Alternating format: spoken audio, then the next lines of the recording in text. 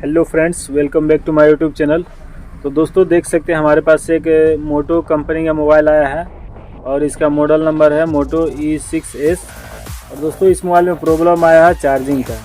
अगर हम इस मोबाइल में चार्जिंग लगाते हैं तो फ्रेंड्स ये मोबाइल जो है कि चार्जिंग नहीं लेता है। देख सकते हैं यहाँ पे अबाउट फोन में भी यहाँ पे मैं आपको चेक करा देता हूँ। मोटो E6 मॉडल नंबर है इसका। और जैसे ही मैं इसको अभी हम चार्जिंग में यहाँ पे लगाएंगे, कोई भी यहाँ पे फ्रेंड्स देख सकते हैं यहाँ पे चार्जिंग इंडिकेट नहीं करेगा। कोई भी यहाँ पे चार्जिंग इंडिकेट नहीं कर रहा। और इसका पिन जो चार्जिंग जैक है पहले से ये काफ़ी लूज हो चुका है, जिसके वजह से ये चार्जिंग नहीं ले रहा है। तो कैसे फ्रेंड्स इस मोबाइल का हम चार्जिंग पिन को रिपेयर करेंगे इस वीडियो में हम दिखाने वाले हैं। तो जानने के लिए आप देखते रहिएगा शुरू से अंत तक इस वीडियो को।